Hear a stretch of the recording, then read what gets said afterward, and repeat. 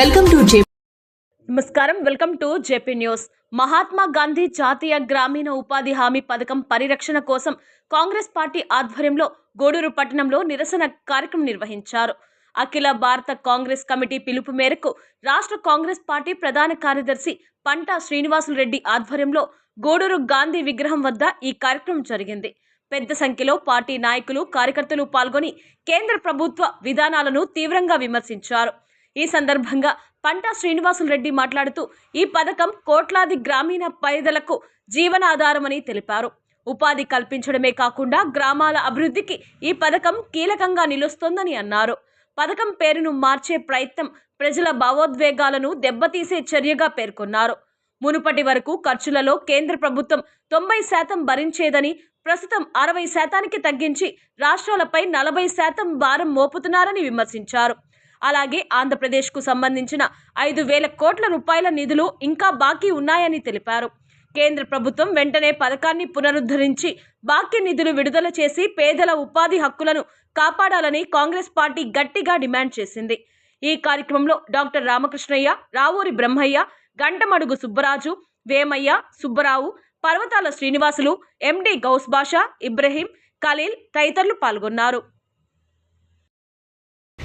పేద ప్రజల అభ్యున్నతి కోసం వలస కార్మికులను కాపాడేందుకు ఆనాటి కాంగ్రెస్ ప్రభుత్వం తీసుకొచ్చినటువంటి గ్రామీణ ఉపాధి హామీ పథకాన్ని మహాత్మా గాంధీ గ్రామీణ ఉపాధి హామీ పథకం అని పేరు పెడితే ఇవాళ కూటమి ప్రభుత్వం, దానికి సహకరిస్తున్నటువంటి బీజేపీ ప్రభుత్వం కుట్రపన్ని మహాత్మా గాంధీ పేరును తొలగించడం దుర్మార్గం.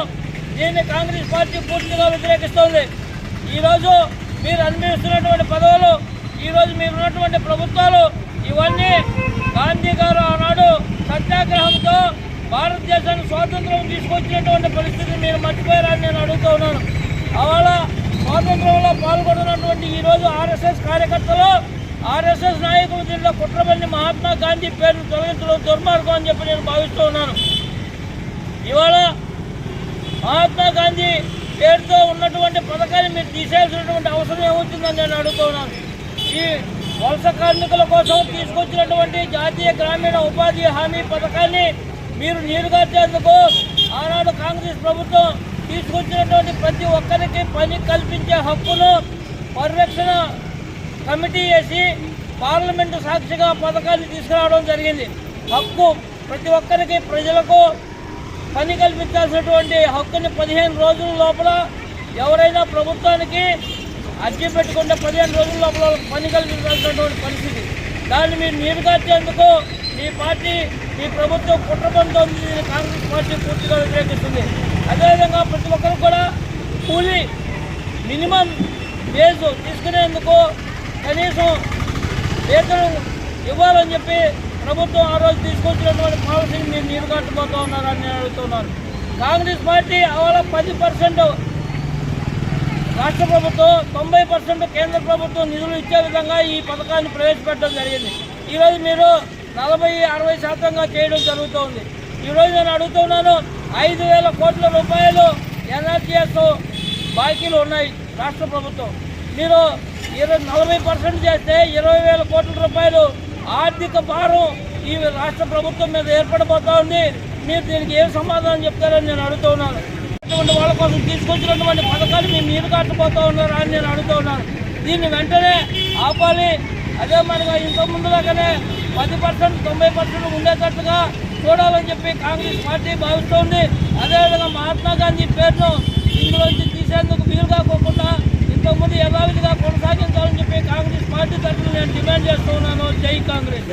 మహాత్మా గాంధీ పేరుతో Mahatma Gandhi national rural employment guarantee యాక్ట్ను నిరంకుశంగా కేంద్ర ప్రభుత్వం ఈరోజు పేరు మార్చింది. బీబీజీ రామ్జీ పేరు కింద కొత్త పథకాలు తీసుకొచ్చింది. ఇది చాలా తప్పు వ్యవహారం. ప్రజాభిప్రాయం కానీ, నాయకుల అభిప్రాయం కానీ, ప్రతిపక్షం అభిప్రాయం కానీ తీసుకోకుండా కేంద్ర ప్రభుత్వం నిరంకుశంగా పేరు మార్చడాన్ని కాంగ్రెస్ పార్టీ తీవ్రంగా వ్యతిరేకిస్తుంది. అలాగే గతంలో ఉన్న 100 రోజుల పంజరాన్ని ఈరోజు 125 రోజులకు పెంచడం సబబే. దాని పేరు మార్చడంలో కాంగ్రెస్ పార్టీ తీవ్రంగా వ్యతిరేకిస్తుంది. ఈ విషయంలో కేంద్ర ప్రభుత్వం తిరిగి పునరాలోచించి పాత పేరును తీసుకురావడం ద్వారా మహాత్మా గాంధీ గారికి గౌరవ ప్రతిష్ఠలు తిరిగి చేకూర్చాలని కాంగ్రెస్ పార్టీ తరఫున డిమాండ్ చేస్తున్నాము. జై కాంగ్రెస్.